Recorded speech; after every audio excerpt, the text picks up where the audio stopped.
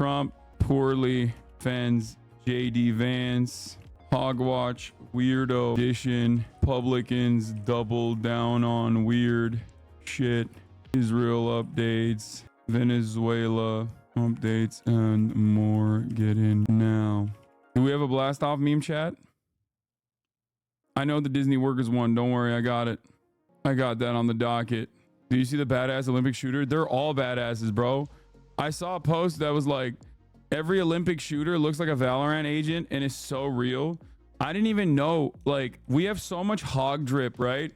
In terms of like shooting drip in the United States of America, in terms of like shooter drip in the United States of America, it's all hog adjacent. It's like tactical, but it's like very lame. And I didn't know that there was an entire fucking lane out there, an entire world out there where like you actually have incredible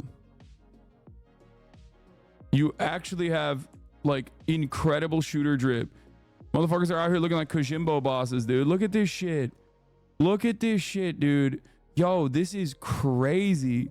In America, what do we got? We got Duck Dynasty ass fits. You know what I mean? Like all of our shooters either look like, all of our like gear surrounding like style gear surrounding shooting looks like this, right? It either looks like this or I don't know, like what's a SEAL Team 6 like Gravy Seals fit? Yeah, or just like this, right? By the way, I think this guy literally was at the Virginia Capitol like this past weekend, right? It's always like this shit. It's always just like Gravy Seals shit or Duck Dynasty shit. Sometimes a combination of both. Like, and I never imagined a world where you could have incredible drip like this, like shooting drip. And it's not just her. I mean, the aura coming off of this, like the Olympic shooters is crazy. Okay. Hideo Kojima will be on a Zoom call with her in 30 days. That's what I'm saying, bro. This is like this is so sick. This is so fucking sick, dude. This one photo shoot. No, the one, there's a couple of them and I want to show you a couple of them. Here, let's watch this first. And it's there. It's there. The world record has gone. It was there for nearly 5 years until January this year when Yang Yin came along and broke the world record with 41. And now Kim Ye-ji from Republic of Korea is the new world record holder. What a week it's been for her here in Baku. We can't forget, of course. Bro, straight up, like, there's a bunch of them. The China shooters cooked us. When I saw the chart, I laughed out loud. Yeah, Olympic shooting target is like the size of a dime. It's actually insane precision. Yeah, I know. It's also insane that like we in America are supposed to be so good.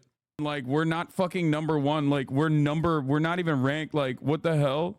Is that too much? Hacky joke? I mean, it's true. Okay, you know what? Fuck it. I won't post it. But yeah, look at this shit. They're pooping on us, bro. They're farting on us. Countries where like guns are just completely fucking banned. How is that possible? How is that fucking possible, dude? Look at her, hands in her pocket for a record shot. Yeah, I mean, yeah, she's incredible. There's also, but like, there's more. Does anybody have the, also this Russian sharpshooter in the past Olympics? Does anybody have like the photos of all the shooters in a row? Because I saw so much. I saw like a bunch on Twitter. I saw a bunch on Twitter where like they have not just these guns, but also the rifle one too. Is this the one? Yeah, dude, look at this, bro. This is like straight Valorant agent shit, dude. This is crazy. Like these people are out here showing how it can be. Like they literally are pooping and farting on us. They have cooler gear than I didn't even know existed. Like it's just like, it's very frustrating as an American. It's very frustrating as an American to see like how much cooler the shooting garb can get. Reminded that the reason the Olympic ski shooting is gendered is because a Chinese woman cleared all the men so hard it made them look bad, so they gendered it and lowered the bar for the female contestants so they would seem weaker, you know, like they do in every sport. Wait, really?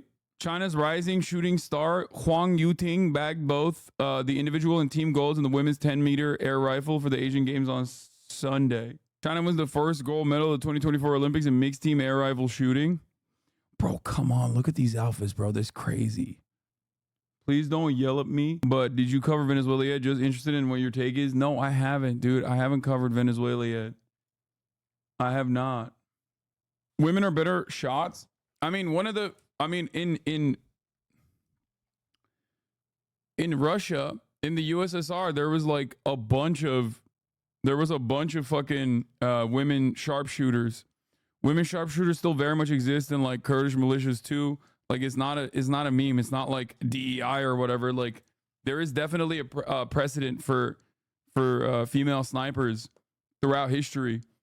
Like, and they're pretty fucking good. So that does make sense. That's also kind of cool and kind of funny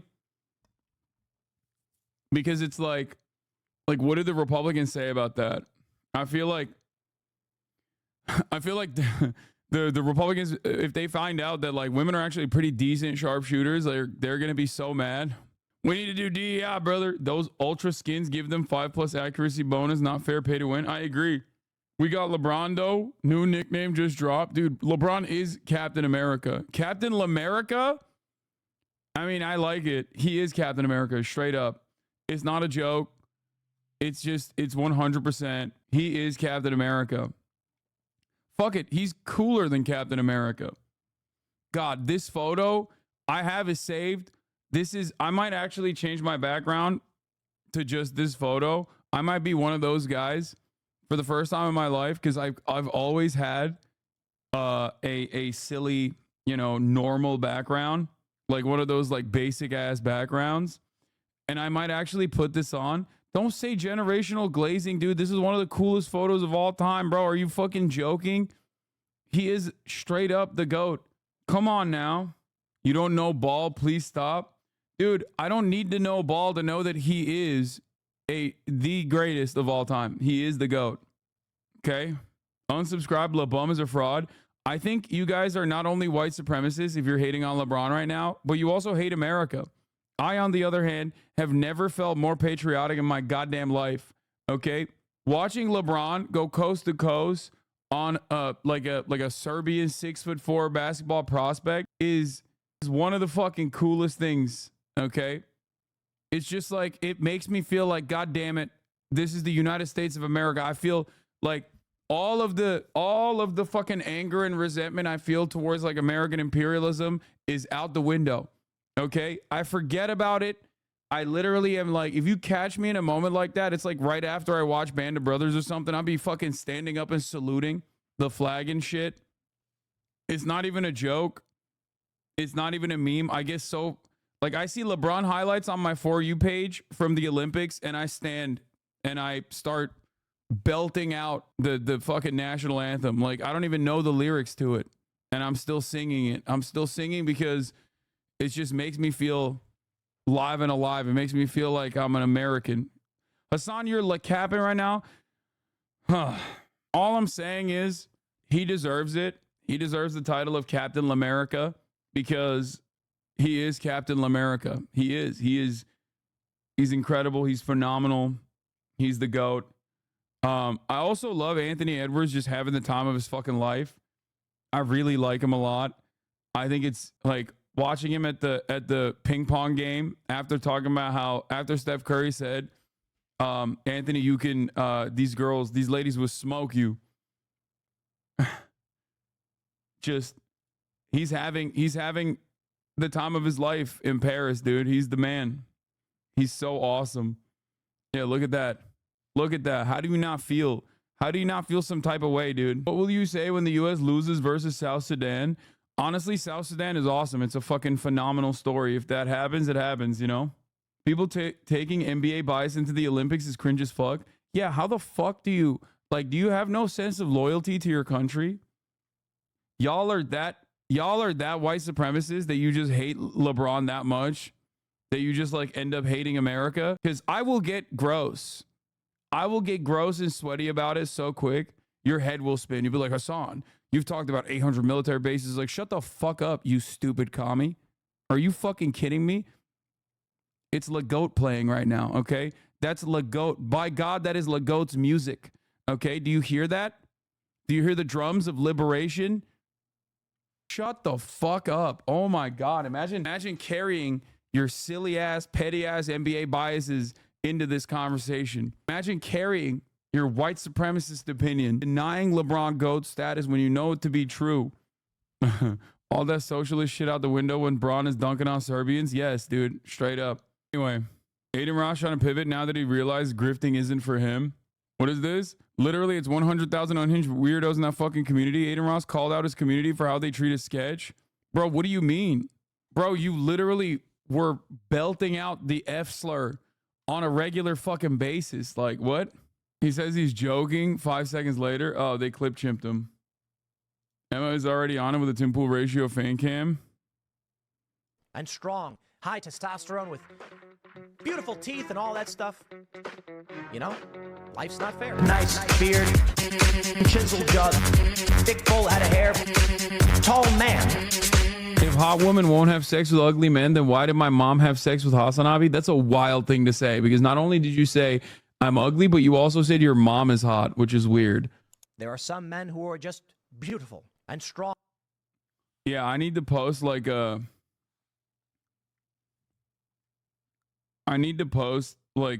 sexy ass photo to posterize Tim Pool's idiotic tweet, by the way. Anyway, we talked about Olympic drip. We talked about all this shit. It's dope. It's dope as hell. We talked about how, you know, China and South Korea are just farting on us in terms of shooting drip and also shooting skill.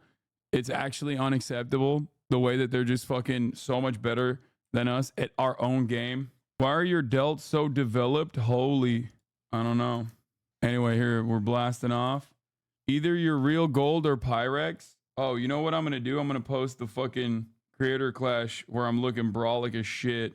That's the one I'm going to post. What is this, Tim Pool? World's worst guesser? This 1 hour and 44 minutes of Tim Pool. I might just fucking watch this, honestly, because he deserves a little bit of smoke. Hold on. I'm going to post this shit. Hold on. I'm going to post I gotta posterize our boy real quick. He's feeling real confident with this 13,000 likes on this shit. Masculine progressive is an oxymoron. I'm just going to say, sure, bud, and just post this. Say that. Where is it? Where'd it go? What do we think? Don't listen to the chatters and ignore Tim's bullshit. Flexing your body / muscles to prove something is very cringe and immature, not gonna lie. Okay, well, I'm fucking cringe and immature then. Like, what do you mean? Like, shut up, nerd. Yo, blast this shit. Like, why do you think I hit the gym, nerd? To be healthy? Okay, fine. That's one reason. There's also to flex on my fucking haters. You feel me? Like, what? I should be flexing more frequently, in my opinion. I need to, this is like figuratively shoving Tim Pool's baby ass in a goddamn locker, okay? Flex reading the Bible and accept Jesus Christ as your Lord and Savior. Yeah. Why didn't you use one of the cool picks, though? What do you mean? This is a fine-ass pick. No longer a Hassan Twitter account. They're taking your swag. On there. I saw this. On them? It's spelled on them, but it sounds How, like is how is our mother's name spelled? Tell us. Oh, on them. On them. On them. I would never say that to my mom. Are we good at streaming? That's all we know how to do. Fire, place. Dude, Israel bombed South Beirut City Center and Hezbollah is about to retaliate. I thought you'd be ballistic right now. Yeah, dude. Oh, what we should do, we should open a Hassan video and walk away. On them. On there. On there. On them. Smart. On there. That's what I do. Yeah.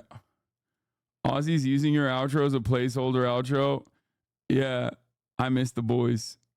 They can't be doing fucking streaming, Twitch streaming while simultaneously not being here though. It's like kind of fucked up. You know, I miss them. They had feet cam. Oh my God, they're so much better than me. Oh, fuck off, man. I told you that multiple times. Why'd you respond to that chatter instead? Wait, what? Important info on Beshear. I saw that. You were getting cooked in YouTube comments for disagreeing with my take about Kamala's cringe TikToks. They're fucking YouTube comments. You think this is any kind of victory for you, Jojanite? It's, if anything, it 100% goes, it 100% proves once again precisely what I've been saying. You know what I mean? You just you really came here and you thought, yes, just like when I told you to start watching Godzilla -1 in theaters and you said nah. No, but just like when I told you that at the top of the hour there's a 3-minute ad break and you thought you could bait me with a triple bait. Okay? And also I haven't watched Godzilla -1 yet. I still haven't watched it. I watched like parts of it and it was good, but I haven't finished it yet. Anyway, but what you need to be finishing is the process of subscription right now at the top of the hour. Okay, we need the ratio, Tim Pool, by the way. This is crazy. We only got 3K likes on this shit. Come on now. Come on now. But like I said, at the top of the hour, there's a 3-minute ad break. If you no longer want to see those ads, all you need to do is subscribe. You can do that for $6 or for free with a Twitch Prime by connecting your Amazon Prime account to your Twitch account, where you get 1 free Prime subscription a month. Thank you, Themasius, for the playlist. We are going to be talking about Israel targeting the Hezbollah chief in Beirut strike. Hey, any suggestions on a good couch? It's for a friend. Is it for JD? Because I don't know what the most fuckable couch is, honestly. This article works incredibly hard to avoid making clear what these protests are actually about. It's kind of amazing to read. A day of chaos in Israel as right-wing protesters storm military bases. What were they storming military bases for? Israel experienced hours of chaos after far-right protests encouraged by ultranationalist politicians from the governing coalition broke into a military base where Hamas militants were detained and another base hosting the IDF military court. For 12 hours, Israel was immersed in unrest as television network broadcast live from the scene, and defense establishment and political system dealt with the unfolding events. The country's military leaders were forced to turn their focus from preparing a possible strike against Hezbollah that could spark war on another front to protecting their own base from domestic turmoil. The incidents are likely to deepen the divides within Israeli society and weaken its military. Oh no. It was the most serious political violence in Israel since October 7. Dude, where driving the news? The incidents began when the IDF military police Monday detained 9 reservists who served in Force 100 unit at the Sdei Taimon military base. Sdei Taimon was used as a detention facility for Hamas militants involved in October 7 attacks, and suspects arrested by the IDF in Gaza have also been brought into the base for questioning. It's crazy because it's crazy because he doesn't mention that 40% of the people are immediately released from detention. Well, not immediately, after a couple weeks of torture. Several reports in the Israeli and international press focused on alleged human rights violations. Alleged human rights violations at the base. Some which human rights organizations called the Israeli Guantanamo. Haaretz reported more than 30 detainees died. Wait, what's this about? What's this about? What is the IDF began to shut down the detention center in recent weeks after facing significant international criticism. The military police investigation into the actions of 9 reservists began several weeks ago after a Hamas operative who was detained at the facility was rushed to a hospital after bleeding from one of his intimate parts in his body. Oh, talk about burying the fucking lead, dude. Talk about that. Talk about burying the fucking lead.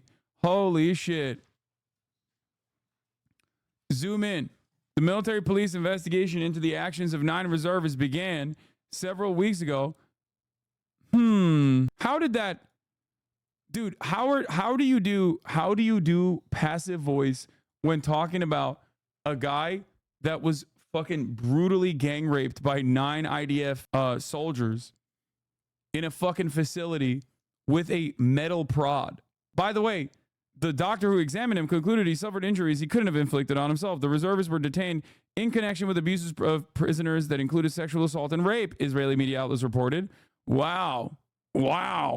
Yeah, the protesters literally arrived as a pro-rape protest.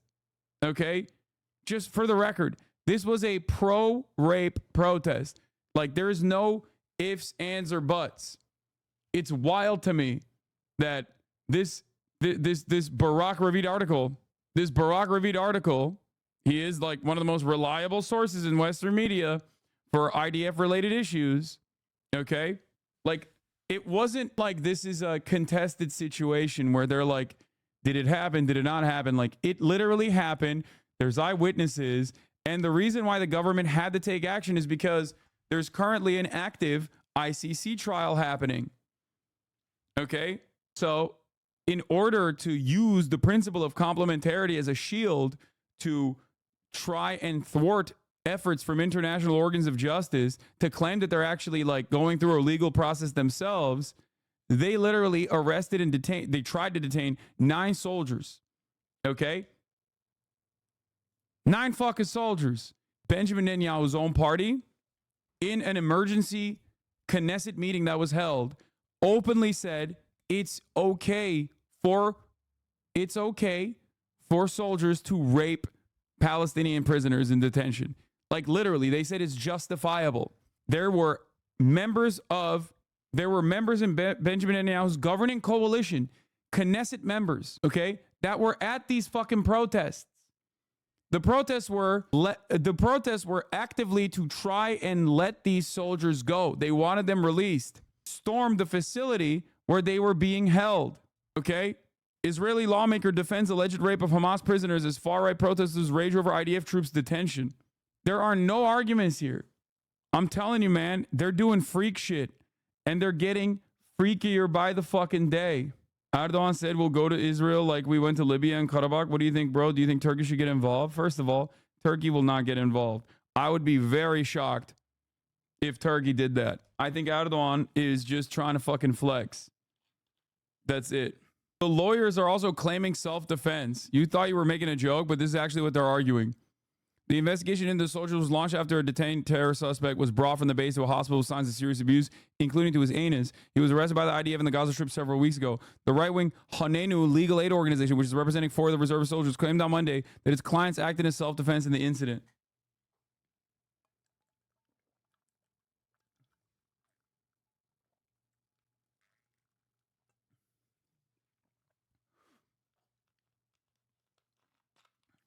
Yep.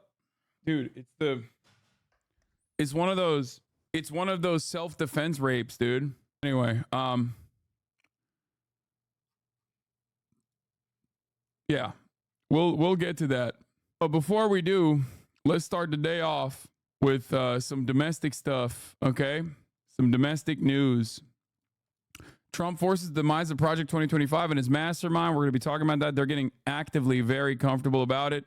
And also, Republicans are being weird. Tim Pool being weird about Republicans. I'm a liberal. It's hard to find masculine men to date. This is an article from fucking June 9th. Tim Pool goes, masculine progressive is an oxymoron. Okay? The notion that, like this right here is exactly what I mean. Okay? This type of shit is weird, brother or sister. Like, oh yeah, let's go. You said white power. Okay? Like, that's odd. You're being weird. I don't think you understand it, though. I don't think you'll ever understand it. Even this is also another one. Left winger Hassan Piker is soft babe with low-key daddy vibes. Right winger Sam Hyde is my father. Mexican guy who saw Rush Hour for the first time. Check it, Chan. It's so funny. Like, that's an old-ass tweet. But even then, it's just like, even invoking this fucking weird, like, Nazi pedo's name is like an odd thing. Most people don't know who these people are. Most people don't know who I am. Okay? They just don't know. But before we get to the Republicans being weird shit, here's some massive gains. TW Amtrak onboard workers just won the largest raises in Amtrak history with wages rising 34%. Amtrak workers are a critical part of our nation's transportation system. This contract advances their economic security and includes quality of life wins. Okay? There it is. That's number 1. Number 2, where the fuck is it? Hold on, I had it here somewhere. $6 an hour pay increase at Disney. That is $12,000 a year for full-timers. That's an increase of $12,000 per year for full-timers. 14,000 Disneyland workers just won a 31% raise after threatening to strike. It's their biggest ever wage increase. Most workers will see $6.10 hour bump, and minimum pay is rising to $24 an hour this year. Strike threats work. Hot labor summer in action. You guys literally saw one of the union members on the stream when we went to Disneyland Gay Night. She was the one who gave us access from the other side to the Indiana Jones ride. Hillary, another one of you guys came up to me afterwards as well, after the stream was over, to talk about the union efforts. So, yeah, I know there's a fucking Democratic donor billionaire that wants to fire Lena Khan. That guy can suck me, okay? Costco workers in Norfolk, Virginia have also authorized a strike in a near unanimous vote. They've been trying to negotiate a first contract for 8 months, and Costco won't bargain. Okay? Costco Teamsters nationwide are gearing up for contract negotiations next month. The national contract covering 18,000 Costco workers expires January 2025. So that's some good news on that front as well. But yeah, also Dick Cerdo hit me with we weren't familiar with your game, Hassan, which is kind of wild. I've never been glazed by Dick Cerdo. The fan base is still going crazy over it and going 6'4" should be getting higher than that. I mean, it's off. It's literally, that wasn't like my full jump, but yeah, my vertical is not great, but he's so cringe. Better than Bronny. Oh, you were the other Churro 9028 was the other employee at Disney. Here's the Knesset meeting. I already covered it yesterday. You're hitting a layup, not a dunk. Yeah, it's a layup putback. It's not a dunk. But people that don't know how to play basketball are going to have some opinions regardless. Did I cover the top of the hour ad read or no? Yes, I did. Yes, I did. 12 minutes ago, as a matter of fact. All right. Well, we're moving on. Yeah, we're going to get to Venezuela news. There's a funny one here. There's a funny update here. Urgen ex pueblo de Venezuela, identifiquenlo y denle una calurosa bienvenida como los venezolanos sabemos hacerlo con los amigos del tirano Maduro, says Eduardo Menoni. Never do that again. Okay. I do like the El Comunista. Did you see the update on the Trump shooter? Yeah, I did. Okay. Harris campaign reacts to Project 2025 head stepping down. We'll talk about the Project 2025 drama happening on the Republican Party side in a second. I'm going to skip the Israel stuff first and Venezuela stuff first and start off with domestic politics. That's right, ladies and gentlemen. North Carolina Governor Roy Cooper has withdrawn from the Harris VP consideration. Developments in Vice President Kamala Harris's search for a running mate. One of the leading candidates has taken himself out of the running as speculation grows about her pick. Nancy Cordes is at the White House with the details. Nancy, good morning. Good morning, Vlad. That's right. And it's someone who was seen as a leading contender from a battleground state. It's North Carolina Governor Roy Cooper. And I was told he took himself out of the running because of politics within his state. More on that in a minute. But there still is a large field being considered for VP, and many of them were out on the campaign trail yesterday.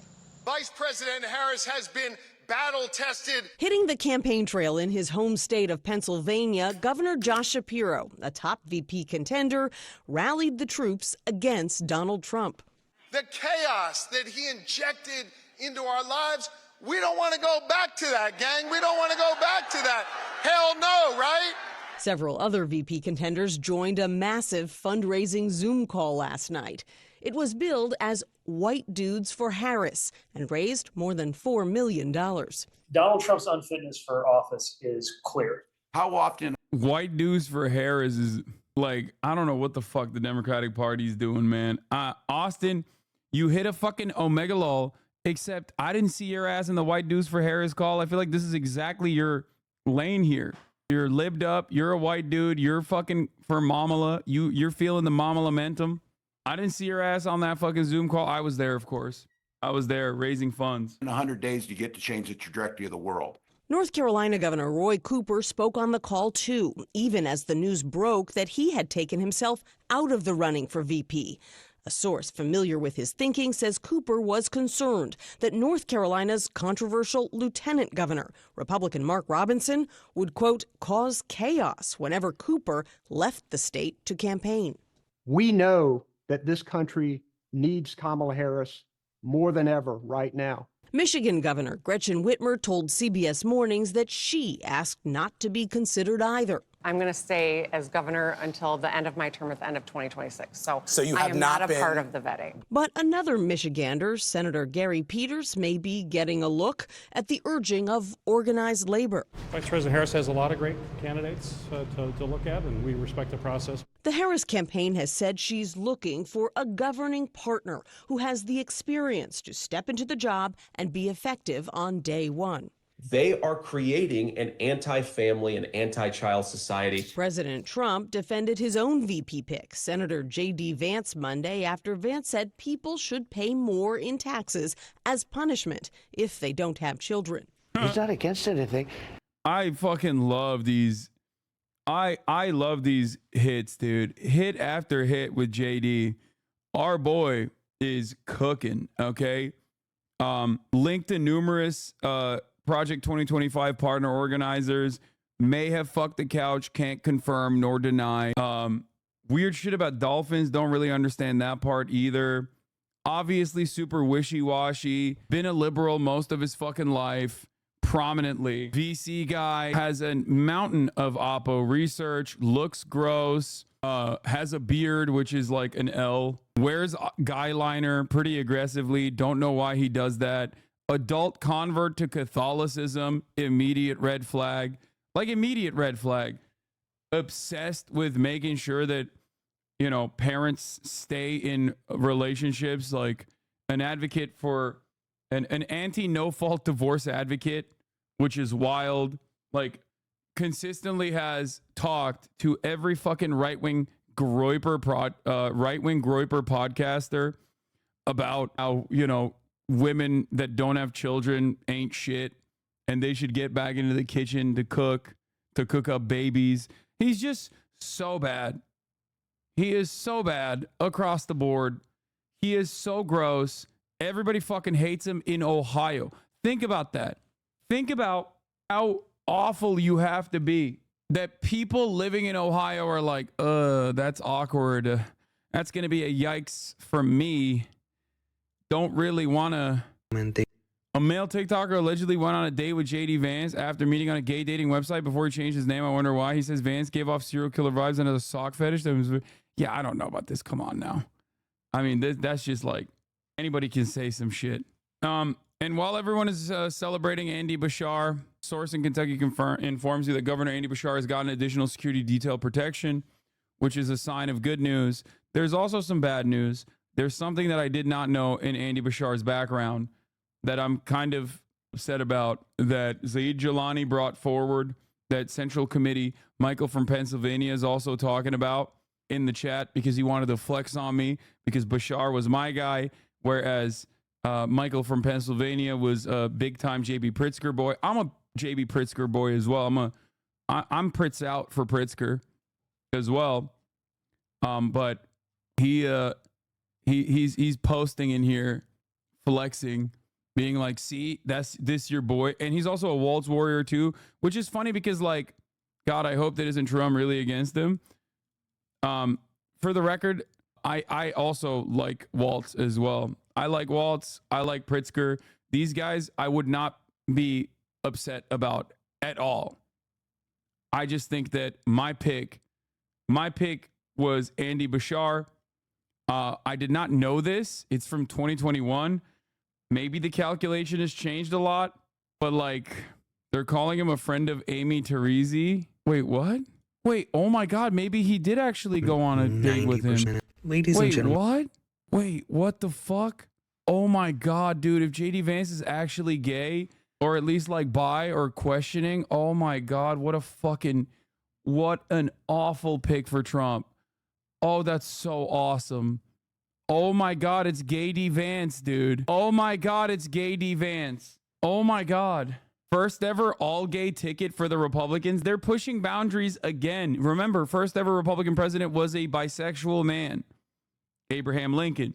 And the last ever Republican president and the vice president might literally be, photo is cropped.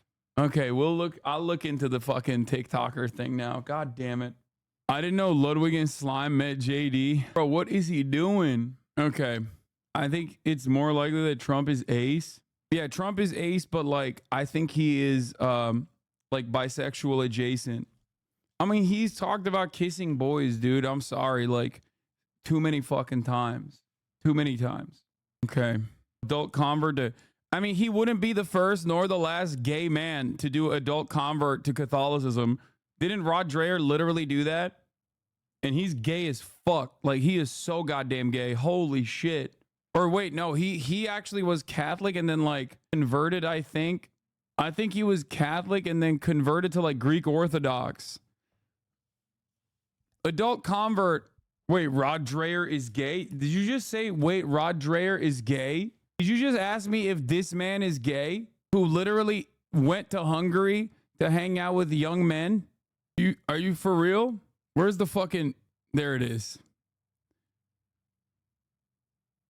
You're saying like, do you think this man is, this is what you're saying? You're asking me, didn't he perform an exorcism on his wife? I feel like there was a Chapo episode on it. Yeah, he did. I think they also broke up. Anyway, let's continue. But he loves family. Or no, that was his friend. That was Rod Dreher's friend did an exorcism on his wife. Rod Dreher didn't do it. And new this morning, the Harris campaign has launched their first media ad buy. Their first ad just about her. It's worth $50 million across battleground states, and it's being aired ahead of the Democratic National Convention. We also learned that Harris will have a special guest in Atlanta today. That's rapper Megan Thee Stallion, who announced that she'll join the vice president at her rally in the battleground state. That's pretty fire. I mean, not gonna lie, that's okay. Vice President Kamala Harris is expected to name VP pick by August 7th. So she's actually going to pop off before the convention. President Kamala Harris hits the campaign trail. It's probably a solid choice in my opinion to do it before the convention. That way, then you get one media hit there, then you get another media boost after the convention. These are pretty solid. These are pretty solid moves. What about Beshear? You completely skipped that. I'm going to get back to it, man. Hold on. Hold the fucking door. Hold the fucking phone. We're literally moving on to Kamala Harris's VP pick as a story. This is the time. This is where I'm going to talk about it. Okay? Holy fuck, dude. Holy moly. Calm the fuck down. Jesus Christ. Relax. So fucking impatient. Ay, ay, ay. Ay, ay, ay. Okay. Kamala Harris is expected to name a VP pick by August 7th. We're going to revisit my VP pick slot. In Georgia today. Because there are some new revelations specifically about Beshear. I mean, Waltz has had some sussy shit on taking the police on protesters as well, pro-Palestine protesters as well. That's just like, unfortunately, the Democratic Party. But let's see. As she closes in on her pick for a running mate. Chief White House correspondent Mary Bruce has a story. Good morning, Mary. Good morning, George. Well, with her campaign jolted into hyperspeed, Kamala Harris is now on a very tight timeline, giving herself just a week to announce her VP. And this morning, that list is narrowing. Overnight, one of the leading contenders to be Kamala Harris's running mate pulling his name from the shortlist. Governor Roy Cooper saying this just wasn't the right time for North Carolina and for me to potentially be on a national ticket. With the clock ticking, Harris expected to announce her number 2 by August 7th. Potentials like Pennsylvania Governor Josh Shapiro are out stumping for Harris and auditioning. Please not Beshear, Pete, Shapiro, or Kelly. Wait, what? Why not Beshear on there? You can't put Andy Beshear on the same wavelength as Pete Buttigieg, Josh Shapiro, or Mark Kelly. Like, Andy Beshear has had significantly better policy positions than all of those other people in terms of like being in the diametrical opposite front, in terms of being pro-union, pro-labor, pro-anti-charter school. These were the reasons why I was rooting for him, beyond the fact that he is a deep red state governor that is the most popular governor in the fucking nation, most popular Democratic governor in the fucking nation, who has who has a Republican supermajority in his state legislature, unlike Waltz, who has been carried by the Democratic Party apparatus in his own state. Okay? Waltz was the most normal on the uncommitted vote. Governor Waltz says Minnesota's 45,000. No, you're right about that. He did say that. he actually had a really good take on this specifically. He had the take. He had the best take. I showed this as well.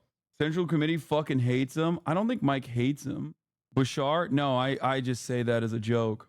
But there is additional stuff on Beshear in terms of like his like weird ass Israel takes that I was not privy to all the way back from 2021, where he adopted the IHRA definition of anti-Semitism, which I think is like unacceptable, obviously. And he was like years ahead on that front. There's also the tax thing. The Democratic governor signs GOP-backed tax in Kentucky. But once again, this could be chalked up to a right-wing legislature. Republican-backed tax cut bill saying he hopes it provides relief for Kentucky struggling with consumer prices amid stubbornly high inflation. Beshear's action on the measure, which lower the state's individual income tax rate, comes after the proposal drew Democratic opposition as it moved through the GOP-dominated legislature. But he has literally been a fucking veto Andy. So he could have easily vetoed this as well, even though he went along with it.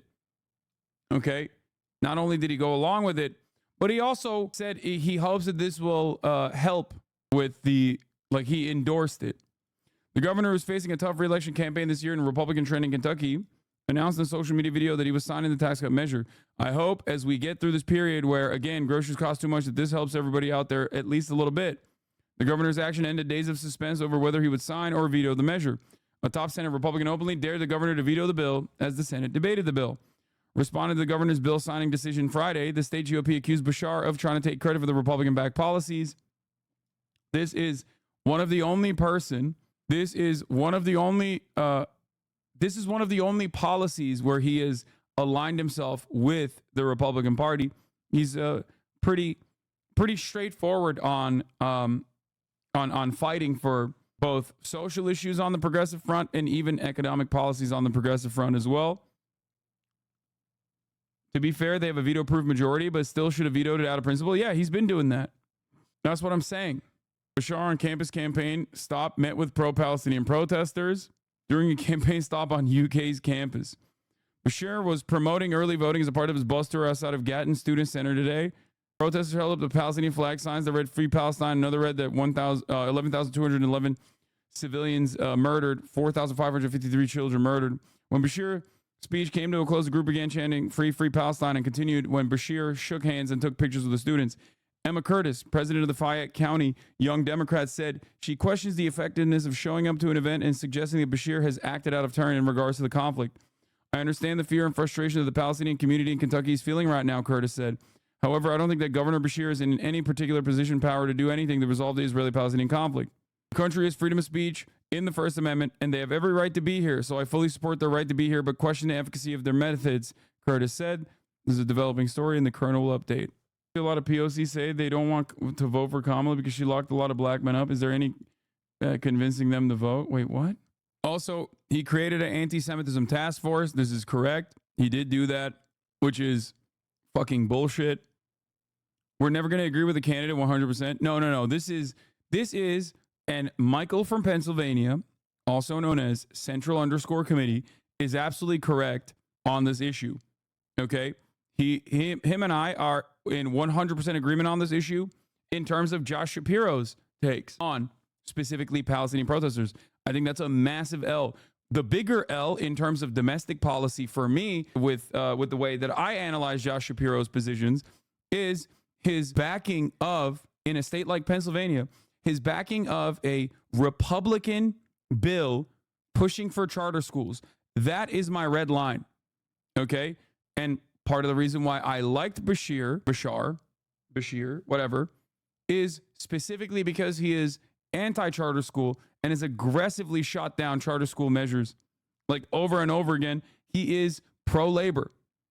Charter schools are not just on the issue of school choice, no matter how Republicans try to present it.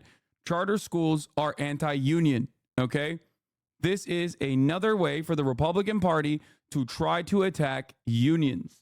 Yeah, this was a massive L for me. This was my red line for me with respect to Josh Shapiro's positions. I think that in terms of foreign policy, all of these fucking Democrat governors and most Democratic Party members in general are always going to be adopting the party line, especially if we're looking at like earlier stuff, pre-2020, pre-October 7, 2023. Most of the Democratic Party is just like unconditional loyalty to the state of Israel. If you say anything about Israel, fuck you, you're going to jail, okay? To a certain degree. And we're going to give Israel multiple gazillions of dollars.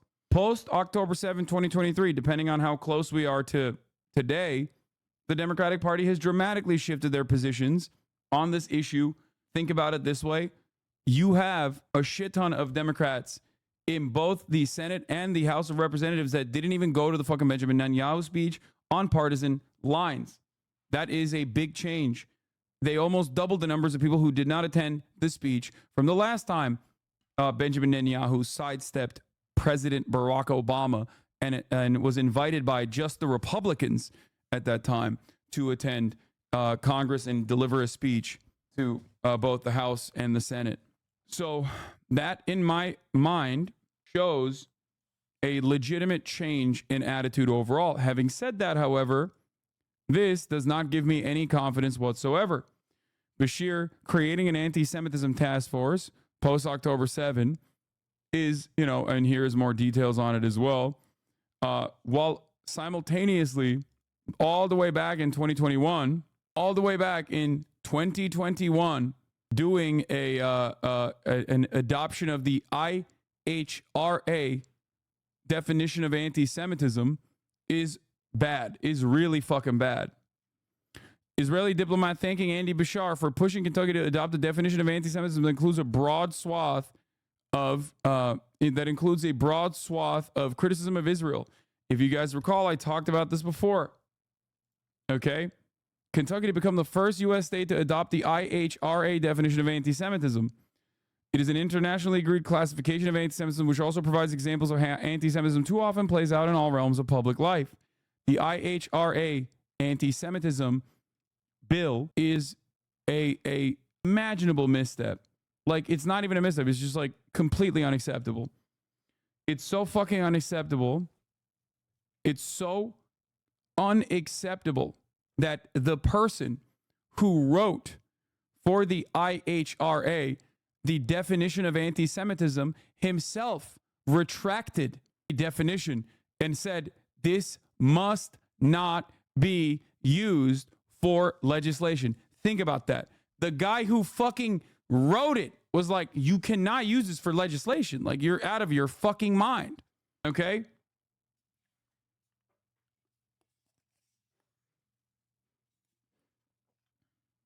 I'm sorry, but did you actually think Beshear was going to be good on Gaza?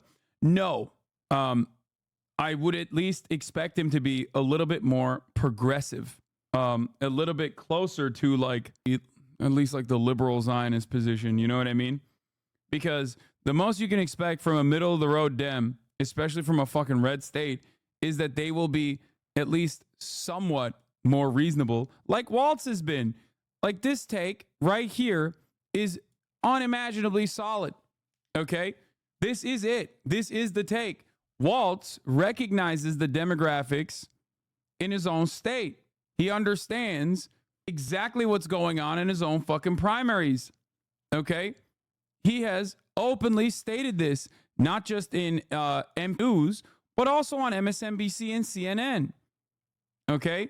Now, having said that, however, it's not like Waltz is great on the issue of pro-Palestinian demonstrators anyway. He's not. None of these guys are. It's a matter of how bad do they get? Okay? It's a matter of how bad do they fucking get on the issue of Palestine. Okay? This at least is a genuine recognition. That the situation is untenable at the time during the uncommitted voting campaigns. Waltz called the National Guard on George Floyd protests. Yeah, of course. And not only that, but I think he also did a bunch of shit to Palestinian protesters as well. Hold on. Let me look this up. 14 protesters calling on Waltz to divest from Israel, cited for trespassing at his residence. Hold on. That's one, but there was more, I'm pretty sure. Hold up. Let me see this. That's not it. Like he's at least been, it seems like he's at least been more quiet about it in terms of, he's at least been more quiet about it in terms of like not chirping or even actively saying like this is bad for the election and you have to change it. Like you have to change course. But yeah, he did activate the National Guard in response to the George Floyd protests in Minneapolis. All right. I agree with what you're saying, but don't you think we need to keep Dems in the governor position that would most likely flip? Obviously not talking about Pennsylvania here. Wait, what? What's the problem with Pete Buttigieg other than being another minority gay, being part of the current government? Liberals are so funny. Like, no, Pete Buttigieg being gay is not a problem. Okay? The fuck? Like, not even electorally. But it's pretty funny that, like, liberals only operate on these calculations. No, just because he's a good speaker doesn't mean he gets to be the fucking vice president. Okay? Like, he is a McKinsey consultant. He speaks good, but that's it. So if they're both pro-Israel, then Beshear is better than Waltz, in my opinion? No. Beshear is worse than Waltz in terms of his statements about anti-Semitism or Israel in general, in terms of his actions about Israel. And Waltz is literally better than Beshear in terms of pushing an economically progressive agenda.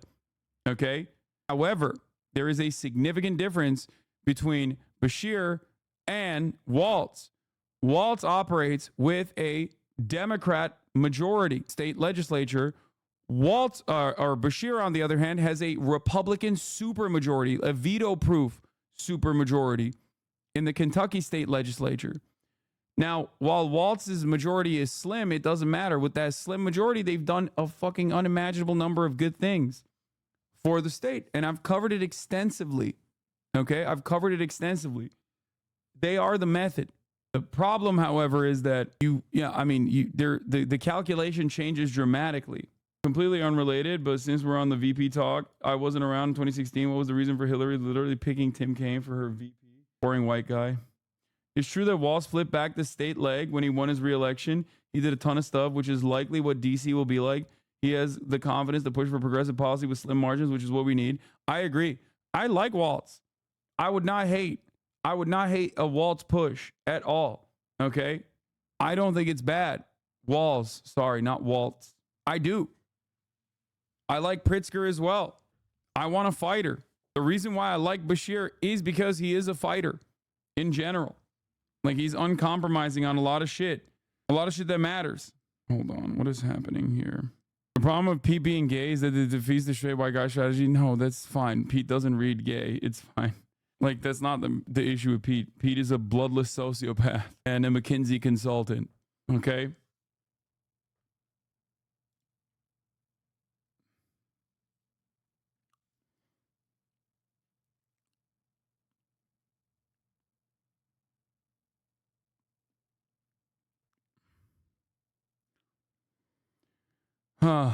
What's more important, having good progressive values or delivering a key swing state? Having good progressive values.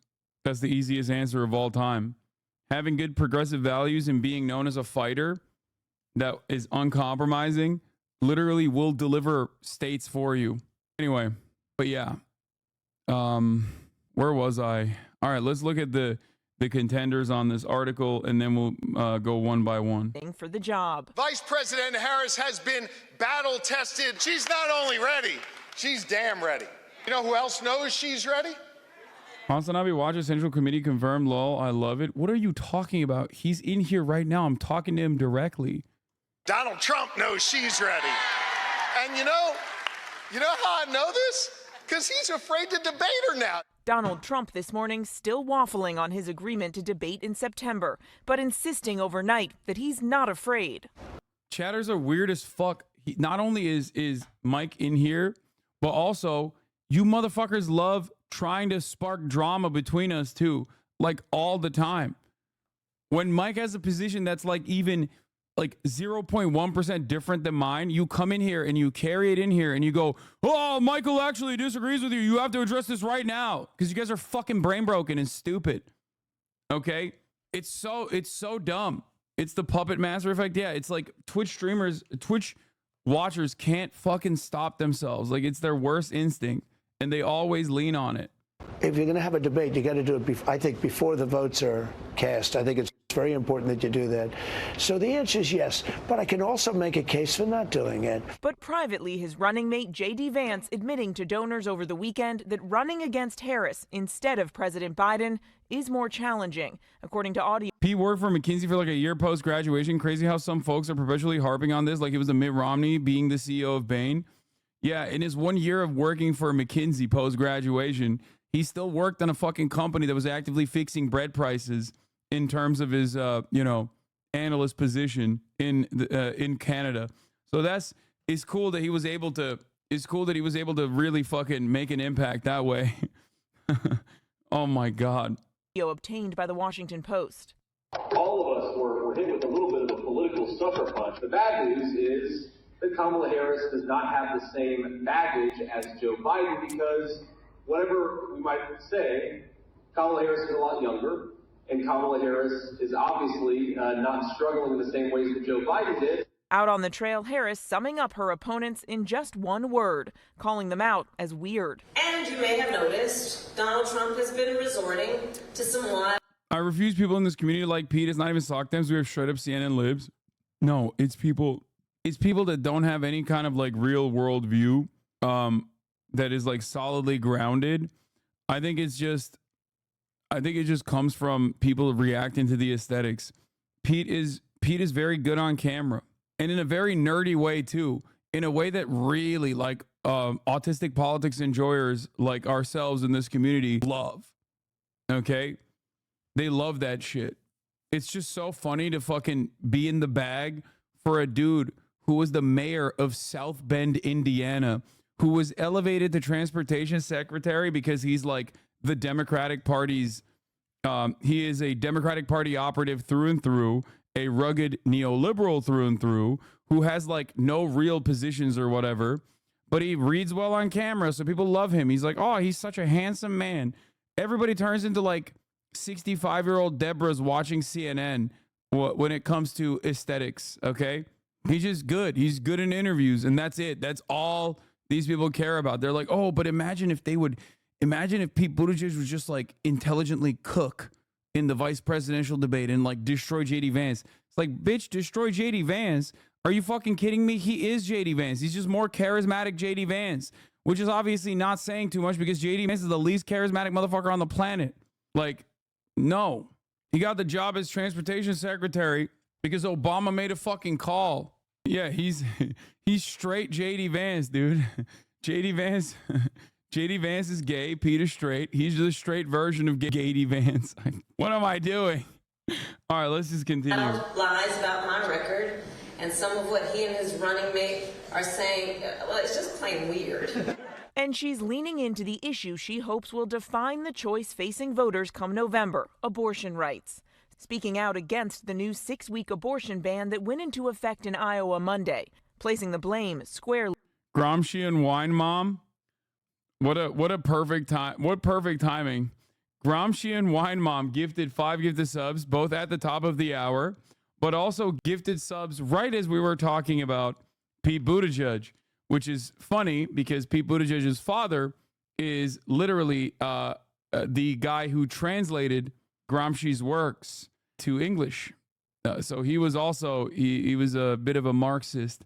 Both Pete and Kamala have Marxist parents. Being a wine mom, I suspect that you would be very much in the pocket for Pete. He has nothing rubbed off. Dude, nothing can rub off on this man. You got yelled at in 2020 for calling Pete Buttigieg, and now you're going to get yelled at for calling JD gay full circle. Yeah. Austin laughing at white dudes for Harris, but tweeted this 3 hours ago. Wow. Spittin' Nichols, thank you for the 5 tier 1 gifts to subs as well. Reminding me that at the top of the hour, there's a 3-minute ad break. I forgot to run it, and I'm going to now. But that's right. At the top of the hour, there's a 3-minute ad break. If you no longer want to see those ads, all you need to do is subscribe, unless you get gifted a sub, in which case you don't have to personally subscribe. Here's the 3-minute ad break now. Chatters are simping for this guy. Yeah, Pete Buttigieg is a huge resource and mineral map of Afghanistan on the wall of his living room. Anyways, I'm sure his work on economic stabilization in war zones while at McKinsey and in naval intelligence before that was totally above board and 100% ethical. Yeah. No shot, dude. No fucking shot. Okay? No way No how, no shot. That man is a federal agent, okay? No way, no how, no shot. Oh my God. Yeah, I saw the JD Vance Soviet Union shirt. I know. He's beyond evil, and some of you chatters will hopefully learn fast. No, they won't. I'm Team Pete now just because it pisses you off when people say they like Pete. Okay. You think Beshear having a red supermajority makes him a stronger candidate, but it does also not affect his approval rating that you see as an advantage? Yeah, having a fucking red supermajority while constantly fucking vetoing right-wing bills with the exception of the tax cut is literally what led me to like him originally. And it's also the same reason why Walz is good too, even though obviously Walz is in a different circumstance. He's not in a red supermajority state legislature, but he's also a guy who is a fighter who stays on message and talks about policies. Anyway, Florida voters, I can't find the post anymore, but it was like average Florida election, Senator reanimated Hitler, Banky McModerate, ballot question, institute full communism, yes, 62%, no, 38%, yeah. That's a classic Florida joke. New Florida poll, UNF rating. Donald Trump, 49%. Kamala Harris, 42%. Rick Scott, 47%. Debbie McCarsell Powell, 43%. Legalize recreational marijuana amendment. Yes, 64%. Limit government interference with abortion amendment. Yes, 69%. Florida is the most insane fucking state, dude. I don't want to even cover Florida. I feel like it's on a different planet, and Ohio is next on that front too. Okay? With protests flaring in the state and nationwide, with some turning violent overnight, Kentucky Governor Andy Beshear on Thursday affirmed his call for State Attorney General Daniel Cameron to release evidence of the fatal police shooting in Breonna Taylor. Yeah, he did this shit too. In 2020 elections, Florida minimum wage was more popular than Trump and Biden. Yeah, I know. And also, felon vote restoration was more popular than both. Do you understand? Florida is just insane. Please don't bring up Florida numbers on anything. It is not replicable in any other part of the country. They are on fucking crack cocaine out there. Every single person, I don't know what the fuck they got in the Florida water, but every single goddamn person in Florida is the most insane fucking person on the planet. Okay? That's it. It's weird as fuck. And I lived there. I'm telling you. Okay? I don't know what it is. It's meth in the water or some shit. I don't know. Harris wipes out Trump's lead in battleground states in the Bloomberg poll that just came out. Michigan at 53% for Harris, 42% for Trump. Arizona at 49% for Harris, 47% for Trump. Nevada at 47% for Harris, 45% for Trump. I've never felt more vindication in my entire fucking life for actively telling you that this would happen, and it literally did. And every single motherfucker in the chat was chirping at me like, oh, but like, isn't it too late? Well, not every single motherfucker, but the Brandon Dead Enders were in the chat being like, oh, well, isn't it too late to do a swap out? Georgia goes into a tie with Harris at 47, Trump at 47. North Carolina, Donald Trump is at 48 and Harris is at 46. People were incredibly upset about how old Biden was. That was a major issue for Biden. Okay? Honeymoon cupcake polls, those numbers will go down. Those numbers will go down if Kamala Harris doesn't use this momentum to her advantage. Okay? And part of that absolutely has to be changing course on a bunch of things that separates her from Biden. If it's just like she needs to stay on message when it comes to economic policies that Biden was advocating for, all that stuff was really good. Okay? Maybe push even harder, straight up. But in terms of like Israel, Palestine, which by the way, these numbers in Michigan will go down if she comes out and swings in the direction of Israel. Okay? Especially in times where, yeah, here it is. IDF top Hezbollah commander Fouad Shukr was killed in the airstrike in Beirut. They said this is coming out just now. But I thought that Hezbollah did not confirm it. So we'll see. Like when the situation in Lebanon is reaching a crisis point and it's boiling up, you need to understand in terms of Biden's immigration policy, she needs to at least like change the trajectory, change the message.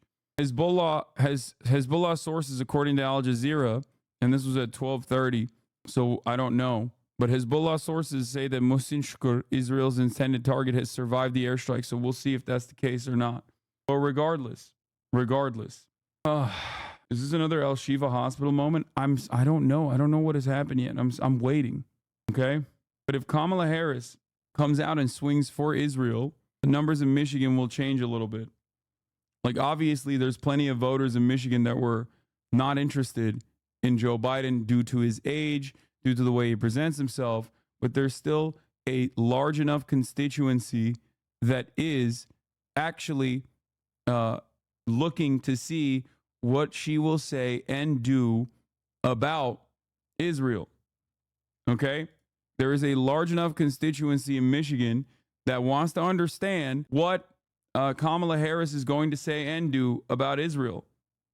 And apparently, it seems like VP Harris says Israel has the right to defend itself against a terrorist organization like Hezbollah. That being said, we still must work on a diplomatic solution to end the fighting, which is like basically just Joe Biden shit. I mean, it's just Joe Biden 2.0 so far. It comes down to whether Americans will be swayed by the aesthetics of progress in the form of a black woman that is much younger than Joe Biden, okay? Or if they genuinely want change.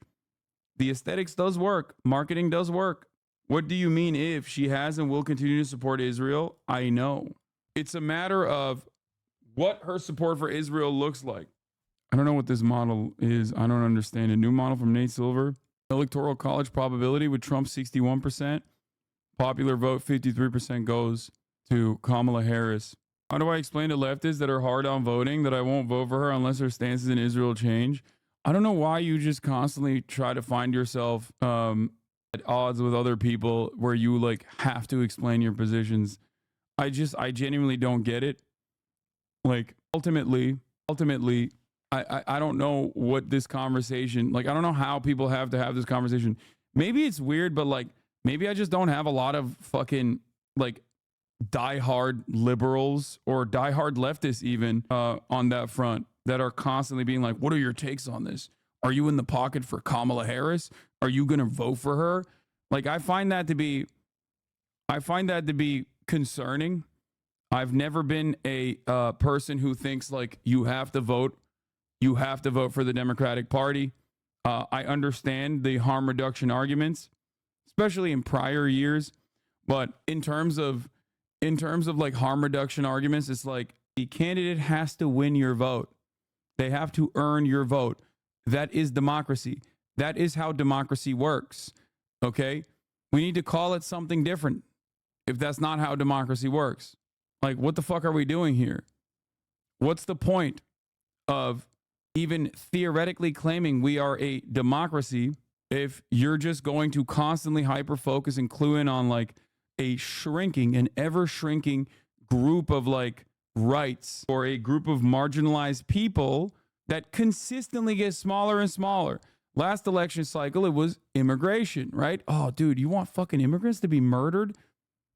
Like, that's crazy. I can't believe that you don't want to vote for the Democratic Party. And at that point, Joe Biden was at odds with Trump's immigration policy. Now, that time has passed. It's long gone. 4 years of Joe Biden, he actually adopted Trump's 2020 immigration policies, literally, and tried to push a bill for it. Okay? He did. And now people can't say, oh, you don't care about immigrants no more. So they say, what about trans people? I guess you just don't want I guess you are voting. I guess you don't care about trans people. That's why you're not voting for the Democratic Party. And it's like, dude, how many times are you going to play this fucking song and dance? Okay? Yeah, man, the tiny minority that are, let me check, women. Yeah, my bad. Such a tiny minority for me to try and look out for. Man, suck my fucking dick, okay? Yeah, man, shut the fuck up, bitch. You're literally doing this dumb shit right now as I'm in the process of talking about this shit. Like, 4 years of a fucking Democratic leadership and women's rights were fucking cratered in the process, okay? The fuck do you mean? Like, what commitment do you have to women at all? And I'm not even talking about just like women in Gaza, which are being fucking slaughtered with our endless support for an apartheid state, okay?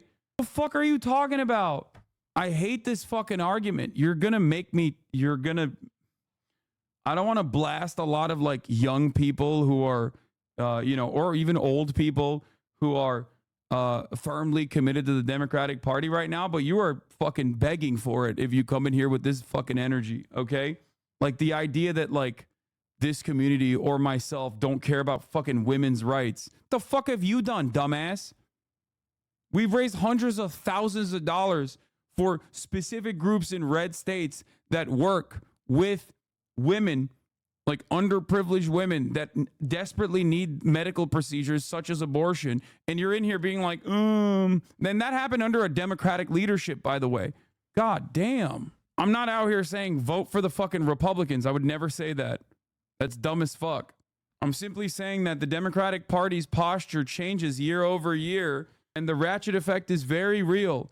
And it's directly a consequence of this two-party duopoly, where one party consistently capitulates to the right-wing framing on issues, and the other party keeps pushing the needle further and further right, regressing people's individual liberties. And you're left with a smaller margin of issues that you can say is different than the Republicans. Anyway, well, tough for you because I live in Wisconsin, so should I just not vote for Kamala? Did I say that? I said vote for whoever the fuck you want, as long as it's not Donald Trump, okay? Suck my fucking dick. You can hate it, but if you want to try and tell me there's zero consequences for women if Donald Trump gets elected, yeah, nice one. You're arguing with someone who is not, like you're shadow boxing with someone, okay? You're not arguing against my positions. If you want to vote for Kamala Harris, go vote. Vote illegally, okay? Vote 10 times, 20 times if you want to. I don't give a shit. Like, what are you talking about? You just want a fucking argument to feel good. You want someone to tell you you're a good boy or a good girl or a good MB for going out and doing your civic duty. That's what you want. You want to feel good about your vote. And I'm not going to fucking sit here and lie to you, so that pisses you off. It's the same dynamic since 2016 and far before 2016 as well. Okay? It's always the same shit. It's not your vote and your confidence in the Democratic leadership is not sufficient. Okay? It's not sufficient enough. I'm over here abiding by a very obvious democratic principle, okay? Which is that your elected representatives need to earn your vote. If they simply rely on the aesthetics, or if they simply rely on harm reduction arguments, as the Democratic Party does all the fucking time, they are not going to garner enough support to actually eke out an electoral college win. This happened in fucking 2016. This literally happened in 2016.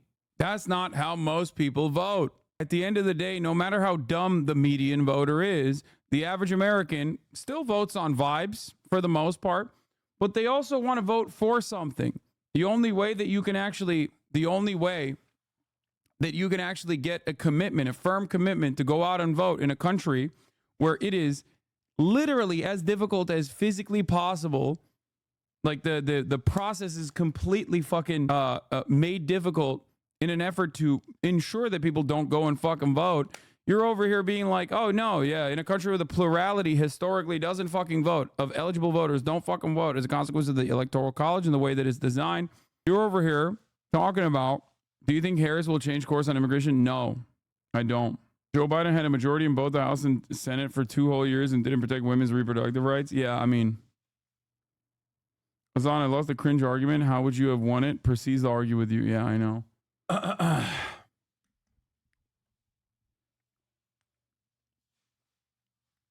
I did talk about Trump saying you never have to vote again. Sounds very fascistic to me. Sorry, I just got here. I know. He's out of control. I'm literally a gay person of color, MB, and this lib stuff won't make people like me like this lib anymore and give them awards. I wish they would understand that. It's weird to act like this and need to push this lib narrative. At least you're yelling at him. Yeah, it's just like so weird. It's so odd. Why would you make demands for more progressive politics when an election is right around the corner and they need your votes? It would be much more civil and courteous if you voted for Harris and then asked nicely. Exactly. That is unironically the argument that some of these people make. Like, they're just hysterical too. They don't even make it like that. They make it in a hysterical way where it's like, if you don't vote for Kamala Harris, if you don't fucking offer your undying loyalty to Kamala Harris right now, that means you want women to be murdered. You want trans people to be murdered in every corner. They can't say that about immigrants though. Notice how they can't say that about immigrants any longer? Isn't that crazy? Isn't that strange? How at least in 2020 they could say that about immigrants too, but they can't say that about immigrants no more. I wonder what happened. Oh, that's right. We all went out and we fucking voted for a dude, okay, in terms of harm reduction. And that dude turned around and was like, yo, fuck immigrants too, but democratically. Like, so you can so you can judge Trump voters, but we can't judge non-voters. I mean, I judge all voters, okay? But I certainly will judge Trump voters because Trump voters are unironically fucking delusional, okay? What the fuck could a Biden done with the Supreme Court clown? Yeah, you're right. What could the president do? Then why are you voting? Hey, can you explain to me why you're voting for the president if they can't fucking do anything about anything? Because this is also the other side of the Democratic Party defense brigade. When they always go, yeah, actually, why do you have these expectations from the president? Why do you have any expectations of the president? Okay, then why the fuck should people vote for the president, dumbass? The fuck do you mean? Ultimately, it comes down to this. You just want to feel good that your team won. That's literally it. If your goal is not to actually get some kind of serious demands from the elected representative that you're going to go out and vote for, if you don't want any demands from them, then you just are voting to feel good. You're voting like you did your part. You're voting like you're saving the country or some shit. It's so weird. And you're yelling at someone who doesn't give a shit. Like I'm not going to fucking be like, don't vote for Kamala Harris. It's insane. Okay. I don't care. Vote for Kamala till the cows come home. Okay. But don't fucking sit here and act like you're actually doing something revolutionary. Like you're doing something unimaginably fucking progressive when you also simultaneously turn around and go, well, what could the president do about the Supreme Court? Then why are you voting? It's set, you know, it's set in motion. Nothing we can do about it, I guess. I feel like a left-wing argument on the issue of immigration won't work as well coming from a person of color compared to the average old white dude. Unfortunately, no, that's bullshit too. Young libs know nothing but defensive voting for 8 years now. I miss being excited about voting. I mean, it's just, for most people, it's their first or their second election. By the third one, they'll know, you know? Every 4 years we have this back and forth. That's what it is. It comes from youth. It comes from the naivete that comes along with like thinking that things will change for the better. It's fine. I like that, you know, go out kings and queens and dempers. Okay. Being a lib in Alabama will eviscerate any hope you have in your vote. Civic duty, my asshole. Crazy that a rich white dude doesn't care about who wins law. Yeah, no. And then these lines of attack come in. It's like, yeah, that like I'm so privileged. That's why I don't care. You know, you on the other hand, you're the least privileged. You're a gay, non-binary black person in a wheelchair, and your rights are at odds with everyone else's, and that's why you're voting for the Democratic Party, because voting for the Democratic Party is a defensive measure. No, you're right. I've never heard that before. Thank you. And but you're no longer an undocumented immigrant. Once again, remember, because you were, you know, a gay, non-binary black person in a wheelchair that was also an undocumented immigrant, but you're no longer an undocumented immigrant. You're documented now because obviously fuck the immigrants. You know what I mean? I definitely have privilege, but I'm not going to act like a dick to people who want to vote, lol. I'm not being a dick to people who want to vote. I say, go vote for Kamala Harris. I am a dick to people who want to vote for Donald Trump. You're once again arguing against the position that I don't have. Okay? You kind of are. You're saying they're being naive. Well, they are. People are being naive if they think that voting for a party without getting any assurances or demanding any assurances is naive, and assuming that the party will actually do their bidding is naive. When has that happened for them? That has not.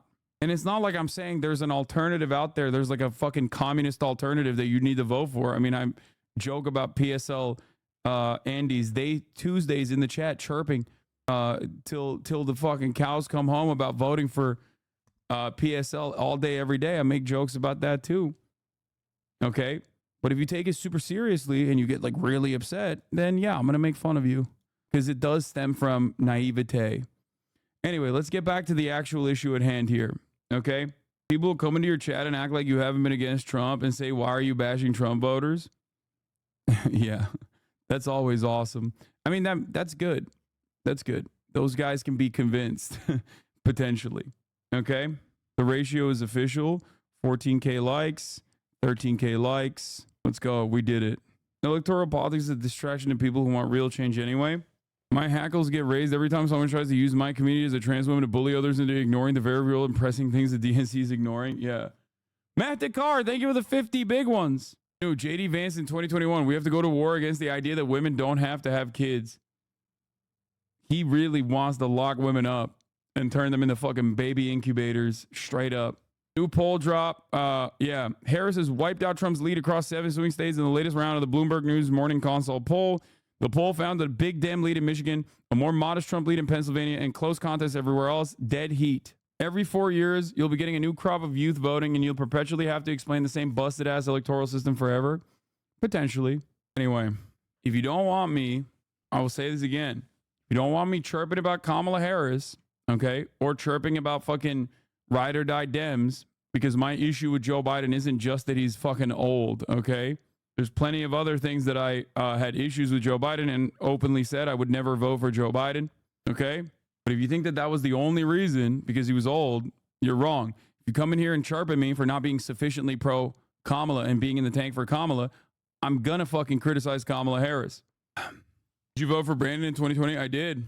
That's the issue. Many people's problem with him was, and that's crazy. It's not that crazy. It's a pretty big issue that, like, the fucking person who's running for president's mental faculties are not in order. Don't you know that not voting for Kamala will cost her the election in California? No, it's not even that. I'm not even saying that. Even if I lived in a fucking swing state, I would be saying the same shit. Straight up.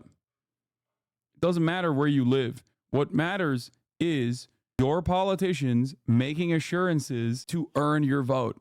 This is a fundamental principle in democracy, okay? You make this calculation. I think it's fucking insane to be like, no, shut the fuck up and vote. Put your head down and vote. And that's not how people vote anyway. Even if you do, even if you fucking vote that way, okay, other people don't. So it doesn't matter. It doesn't matter how hard I chirp. If I could swing votes in any direction in a meaningful capacity, if I had that fucking power, okay, if I could go up against multi-billion dollars in campaign fundraising and multi-billion dollars in free and earned media from mainstream media, okay, right now Bernie Sanders would be president and we would have abolished term limits so that he could be president again. I do not have this power. If I had this power, Hillary Clinton would have been president in 2016. You know, I recognize the writing on the wall with Donald Trump in 2016, and I urge people to go out and vote for Hillary Clinton.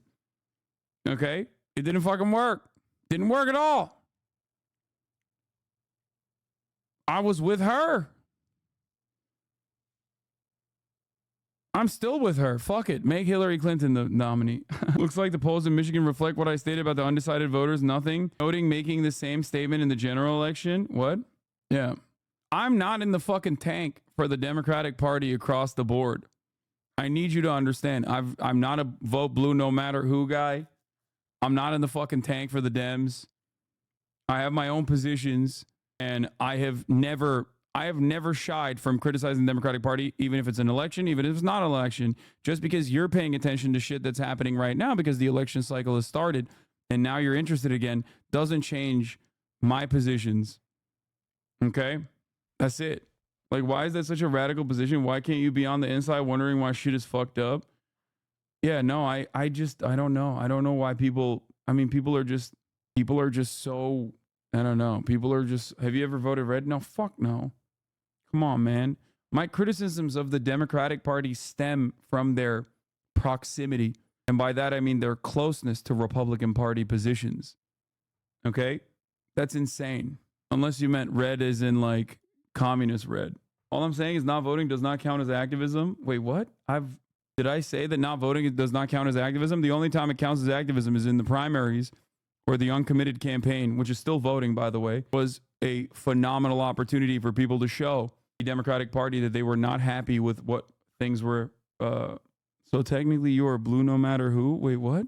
every single argument that people are making in the chat, they're basically making against like an enemy that they've propped up in their minds. Okay. This is not a position that I've had. This is not a position that I've maintained. This is not a position that I've ever advocated for. That's it. I am not an accelerationist by any means. Not at all. I don't want Donald Trump to win. That's why I fucking advocate for the things that I advocate for. Because it's sound policy and it's good politics. And it's kind of wild to come in here and chirp at me when like the Democratic Party seemingly has maybe not heard my talking points, but has like genuinely done a bunch of the things that I actually said must happen. And now you're looking at the fucking polls on showing exactly what I've been saying. Showing exactly what I've been saying nonstop, and you're still chirping at me. Okay?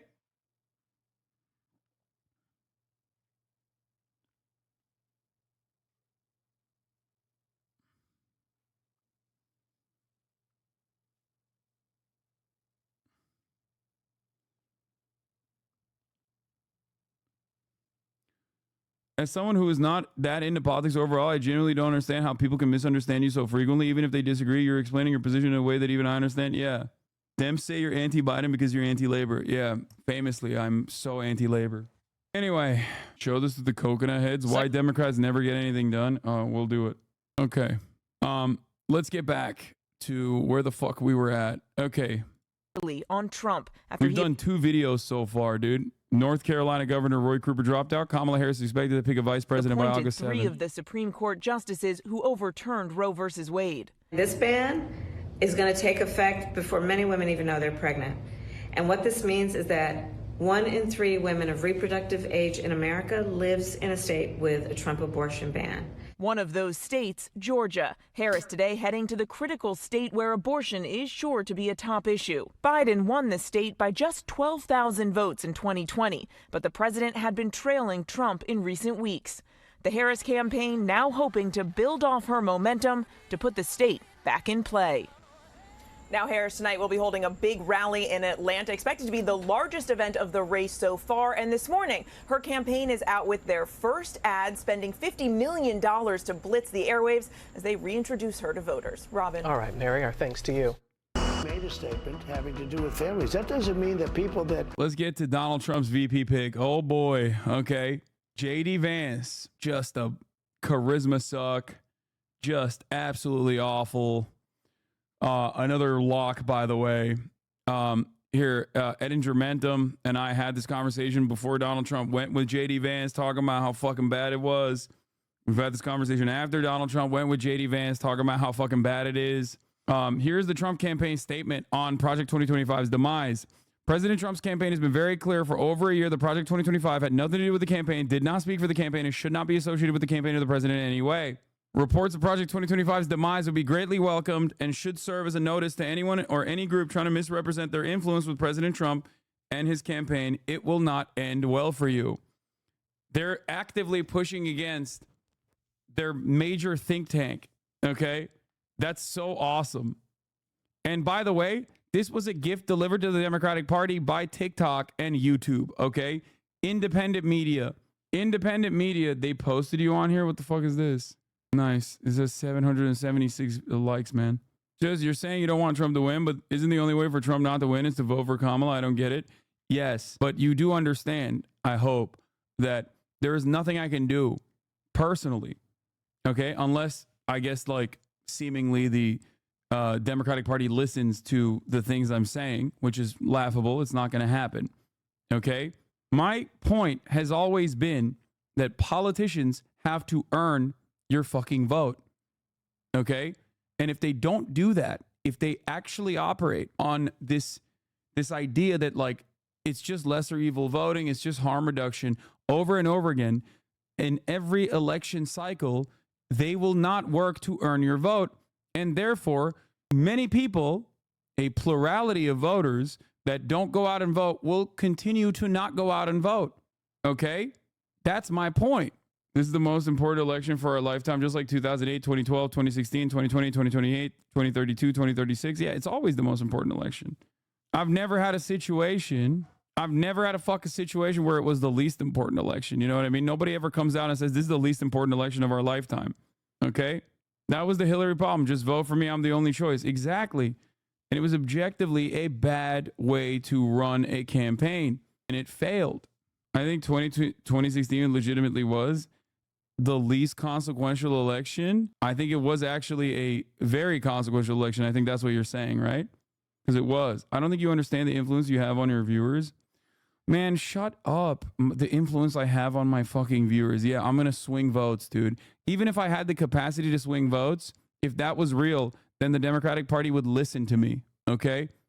But they do not. And therefore, or if I have the capacity to literally change the trajectory of a fucking election, then don't you think it's idiotic for the Dems to not listen to me then? Because if I'm this all-powerful being, let's say 37,000 people are currently watching me, every single one of them is an American who's registered to vote in a fucking swing state, okay? Which is not the case. I have an international audience as well, but let's say they're all over the age of 18. They're not. And they're all swing state voters, okay? Every single one, right? Don't you think that if that was the power that I held in my hand, that the Democratic Party should listen to someone so powerful? Obviously, that's not the case, and I do not have that capacity, okay? Sounds like Jimmy Dore. Yeah, I'm not saying that. I'm not like Jimmy Dore at all. Because a lot of people have peasant brain. A lot of Americans have peasant mentality. Okay? We fancy ourselves to be revolutionary figures that dump tea. Okay? We think, no, we're all fucking big, bold, brave patriots at the end of the day. We're revolutionary figures at the end of the day. But a lot of us have fucking peasant mentality. The idea that you resort to, my lord, my vote is for you, my lord. If not, the other leader will be much, much worse, my lord. You can do whatever you want. That's undemocratic. That is not how democracy works. That's not how it should work. The entire principle behind the democratic process is that politicians are supposed to come to you and say, what do you want? I got you. But a lot of people operate on the assumption that, like, no, there's nothing we can do to change. There's nothing we can do to change the trajectory of American politics.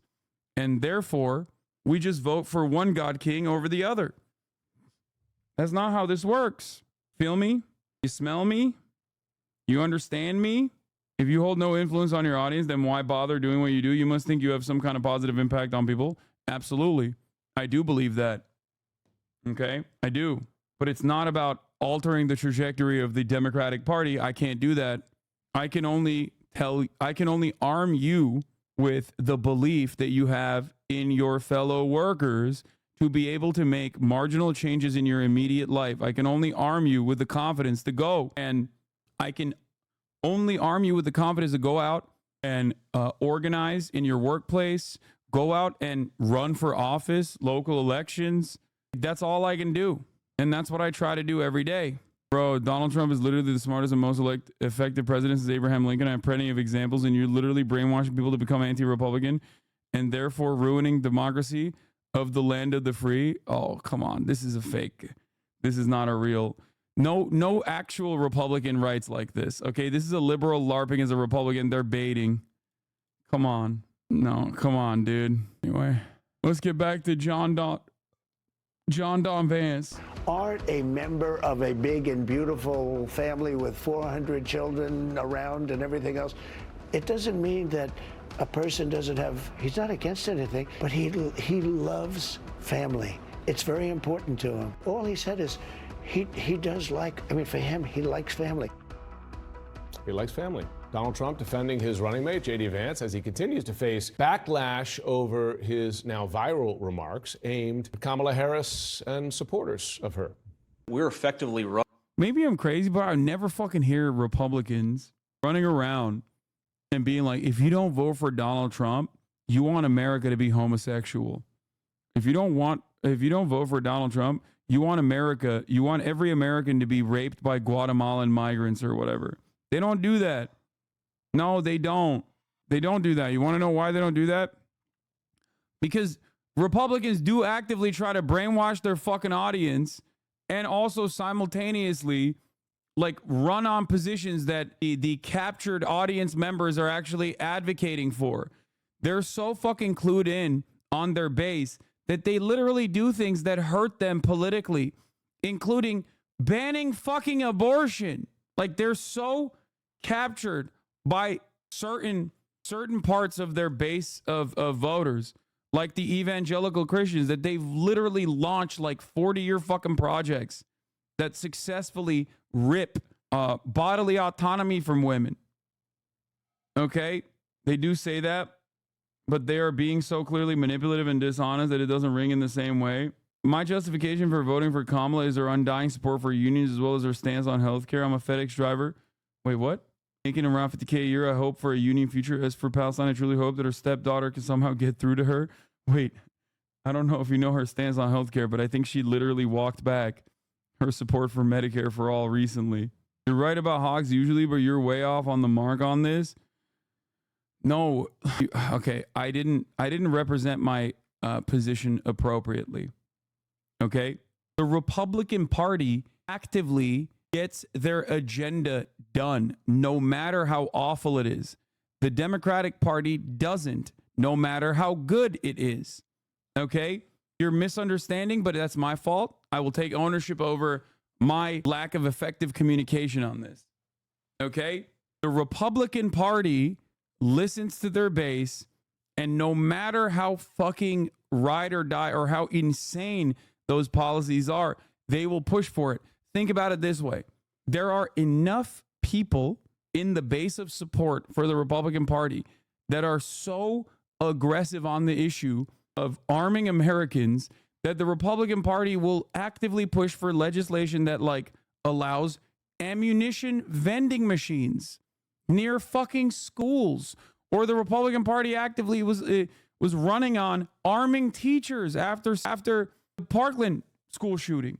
It was the Parkland one, right? There's so many goddamn school shootings. Like the Republicans literally look to their base, or the Republicans literally look to their base and go, "Oh, these guys are fucking crazy, but we'll give them what they want. Fuck it, who cares?" Do you understand? They give their different constituencies. They give their different constituencies. Yeah, they did it after Uvalde too. They give their different constituencies what they want, and they push for it. And they don't just campaign every 4 years. They campaign every day. They campaign every day for 4 years. They campaign constantly. They're always on message. Democrats completely cast aside all this shit when they're in power and only remember that, like, oh shit, we are running for election. We're running for re-election. Oops, time to fucking dial it up a little bit. And then a lot of people just eat it up. A lot of people in this community even seemingly eat that shit up.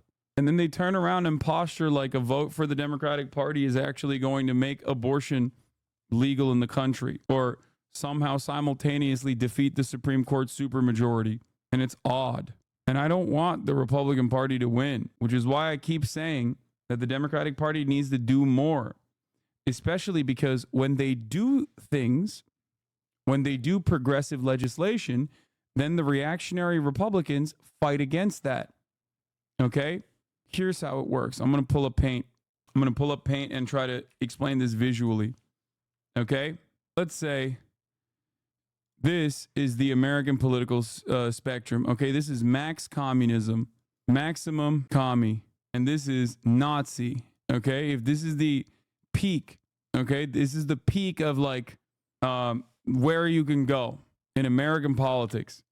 You push further and further right, you inevitably arrive at Nazi policies. You push further and further left, you inevitably arrive at, you know, full-blown false dichotomy. It's not. It's reductive, but it's not a false dichotomy at all. Okay?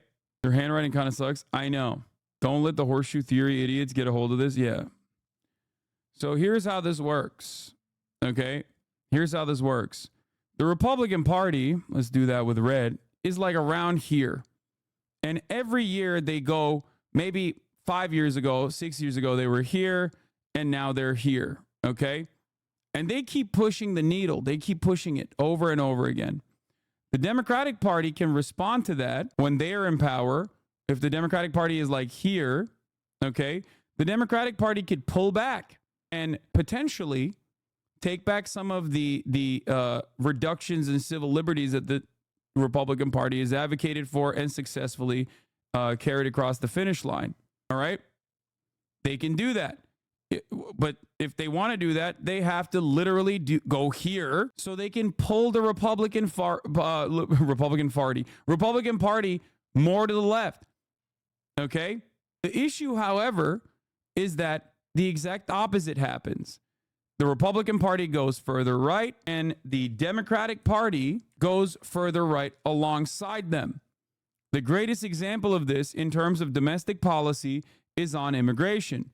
The Democratic Party in 2020, under the leadership of Biden, ran to the left of the Republican Party on immigration. They said that they were going to change.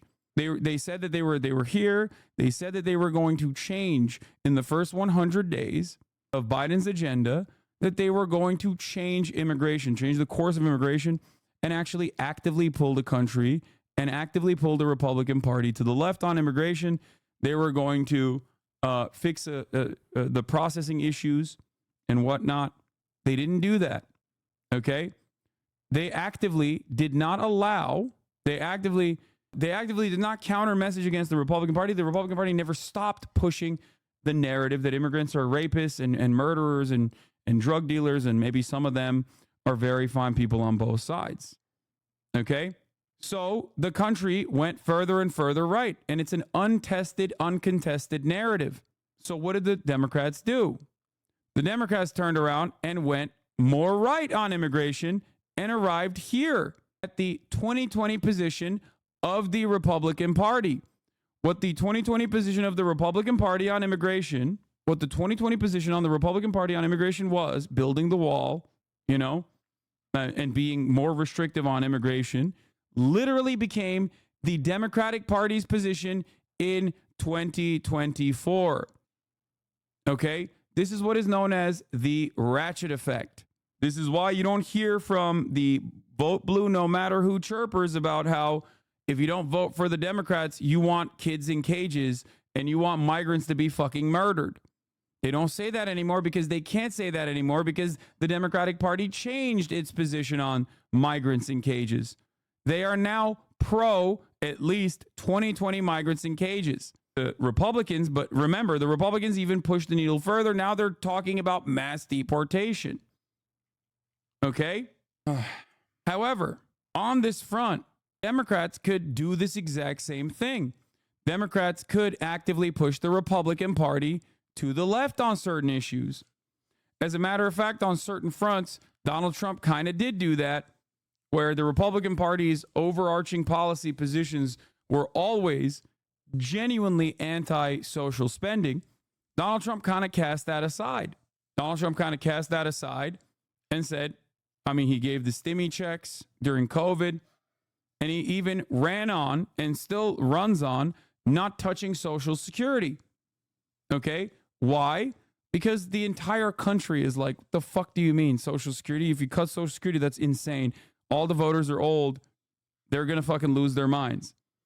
So the Republican Party was pulled on Social Security at least in the top of the ticket. Okay? The Democratic Party, and Megaphonics is right on this, focusing on Project 2025 forced the Trump campaign to cut Project 2025. The Democratic Party actively advocating against what the Republican Party has done on the issue of abortion has caused at least some of the Republicans at the top of the ticket to try to moderate their stances on abortion. This is because right-wing reactionaries are reactionaries. That's it. They react. So you have to give them something to react to. If you don't give them something to react to and you let them fucking ride on their narrative that is uncontested, like on the issue of immigration, then they will go further and further right until they're here. Okay? And then when 2028 comes around and the Democrats have now gotten here, they will be the ones advocating for mass deportations. Okay? The Dems will move here. That's where the Republicans are right now on 2028, where they are the ones who are advocating for mass deportations, and the Republicans are the ones who are advocating for mass murder. Okay? So one of my active criticisms on this issue has always been that the Democrats don't launch a strong enough opposition to the Republican messaging on this front. And that is how they allow the Republican Party to push the conversation on things that are pivotal, things that are very important, like immigration, to become completely captured by the right. They capitulate the right-wing framing on immigration. And it's not just the Democratic Party that does this. Liberals across the board in the Western world do this all the fucking time. The Labor Party did it as well. Okay? You could say the same thing in the other direction too. The Republican platform will need to change if they lose the Dems every time. Yes, that is correct. That's why I like fighters like Waltz or even Beshear to a certain degree. Uncompromising Dems that are objectively popular in their states as governors who have consistently advocated for better leftist economic policies are popular for that reason, because people do believe in them. Why does the Democratic Party work against itself? 2024 isn't different from 2020 or 2016. We know how the Republicans operate, and that hasn't changed. As much as they may dislike it, the Republicans are unified as a party and no, they're not unified as a party. You're wrong. And consistently campaign, whereas the Democrats are divided and forget that campaign is necessary, yet act surprised when they're losing every year. And this isn't just the 2020 thing. It's happening in local elections too. The Republicans are not exactly unified either. I mean, that's why Joe Biden was able to actively campaign for the mythical moderate and independent voters that are living in the suburbs and whatnot. Because Donald Trump is so gross and so weird in the way that he advocates for crazy shit that he was repulsive to a lot of people living in the fucking suburbs. A registered Republican shot the Republican nominee, that too. Democrats are manipulated by corporate interests. That's why they don't do shit. I mean, I agree. Okay. What a really good explanation on the ratchet effect. Dude, this is so nerdy and so boring. I'm sorry. I was going to link that, but it's a good read from 2005. Well, things have not changed. What is this? This is where the VP will take the stage this evening. Her first rally in this battleground state is launching her campaign. I mean, dude, I'd go to a fucking free Megan Thee Stallion concert too. You know what I'm saying? Like, the thing I wonder is what happened to the so-called rhinos? Is there like opposition to MAGA Republicans within the party? Not necessarily. Leading Virginia Senator GOP candidate Hung Kao. No one in the United States is like, oh my gosh, I will die if I don't have health care. Incentives, right? So doctors will innovate and do things better just out of incentive. And that's where we want to be able to have choice for everybody to you know, if you want to pay more, then pay more and get better health care. It's just the way it is. But no one in the United States is like, oh my gosh, I will die if I don't have health care. No, they do say that. Like, a lot of people say that. They literally, that's crazy. Damn, this guy's good.